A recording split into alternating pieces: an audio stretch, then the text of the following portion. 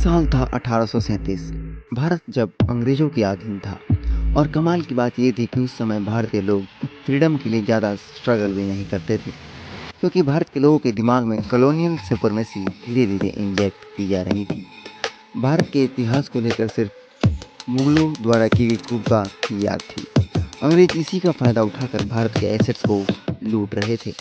भारत के लोगों के जहन में ये बात घुसाई गई कि अंग्रेज़ों के आने से पहले भारत एक अनसिविलाइज्ड नेशन था, जिसका ना तो कोई अपना इतिहास है और ना ही कोई वजूद और ना ही कोई इंस्पायरिंग कल्चर। इसी तरह अंग्रेज धीरे धीरे भारतीयों को उनके हेरिटेज पे प्राउड करने की बजाय भारत को एक ब्रिटिश कॉलोनी के रूप में इस्टेब्लिश कर रहे थे। पर इसी साल यानी कि 1837 में कुछ ऐसा हुआ जिसने भारत और उसके इतिहास को हमेशा के लिए बदल दिया और भारत को अपना खोया हुआ हेरिटेज वापस मिलने लगा, जिसका कारण भी एक अंग्रेजी अफसर ही था। जब अंग्रेज भारत आए तो उन्हें अफगानिस्तान से लेकर बांग्लादेश तक जगह जगह कुछ न कुछ लिखा हुआ दिखाई देता था, फिर चाहे वो कोई शिलालेख हो या कोई पांडुलिपि। इसके अलावा कई मीनारों और स्तूपों पर भी अंग्रेजों को कुछ न कुछ आकृतियाँ दिखाई देती थी, परंतु अंग्रेज इसको पढ़ने में सफल नहीं हो पा रहे थे, नहीं वो समझ पा रहे थे कि आखिर क्या है। भारतीयों से पूछने पर भी उनको कोई उचित उत्तर नहीं मिलता था, क्योंकि उस समय के भारतीय लोग भी उस टेक्स्ट को नहीं पढ़ पाते थे, क्योंकि जो स्क्रिप्ट उन शिलालेखों और पांडुलिपियों पे थी वो ब्राह्मी स्क्रिप्ट थी, जो न जाने किन कारणों से भुला दी गई थी। परंतु एक अंग्रेज अधिकारी जिसको नए नए स्क्रिप्ट पढ़ने का शौक था, नाम था जेम्स प्रिंसर, उसने इन स्क्रिप्ट को संग्रहित किया और पढ़ने का प्रयास किया। बाद में उसे सफलता भी मिली और यही वो समय था जब भारतीय अपने इतिहास से रूबरू हुए। उन्होंने सम्राट अशोक से लेकर चंद्रगुप्त तक के काल के स्क्रिप्ट पढ़े और पढ़ने के बाद भारतीय लोगों को अपने इतिहास का अनुभव हुआ। अपने सांस्कृतिक और ऐतिहासिक धरोहर दिखाकर अपने व्यापक इतिहास का अनुभव करा सकते थे।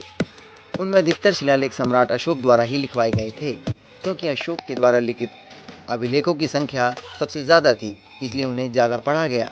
इसलिए उनके विचारों को अधिक लोग जानते भी हैं और वो तभी महान सम्राट कहलाए। कलिंग के युद्ध की जानकारी भी शिलालेखों से ही मिलती है। हालांकि बहुत सी बातें पहले भी किताबों में मिलती थी, परंतु किताबों में लिखी बातों को अक्सर मनगढ़ंत कहकर अनदेखा कर दिया जाता था, पर पत्थरों पर उकेरे गए शब्द किताबों से अधिक प्रभावशाली थे। तभी से भारत का इतिहास हमेशा के लिए बदल गया। इसके बाद सन 1921 में खुदाई से मिली हड़प्पा के सबूत ने पूरी दुनिया को ये समझा दिया कि भारत विश्व की सबसे पुरानी सभ्यता वाला देश है, जहाँ का सांस्कृतिक इतिहास किसी भी अन्य सभ्यता को बेशक शर्मिंदा कर सकता है। परंतु हड़प्पा संस्कृति के साथ मुख्य समस्या ये थी कि हड़प्पा कालीन लिपि अत्यंत प्राचीन है और उनको आज तक पढ़ा नहीं जा सका। हड़प्पा की खुदाई के बाद कई तरह की सील्स, कुछ खिलौने और कुछ मूर्तियों के साथ कई शहर भी मिले हैं। वहाँ मिले सील से ये अंदाज़ा लगाया जा सकता है कि उस समय भी अंतर्राष्ट्रीय व्यापार किया जाता था, और ये बात वाकई बाहरी दुनिया की नज़र में भारत को देखने के पर्सपेक्टिव को बदल देती है। हड़प्पा काल वास्तव में उस समय के अनुसार काफ़ी समृद्ध काल माना जा सकता है। 1837 में ब्राह्मी स्क्रिप्ट का पढ़ा जाना और 1921 में हड़प्पा सभ्यता का मिलना, ये दोनों घटनाएं ऐसी थी जिसने भारत के इतिहास को हमेशा के लिए बदल दिया।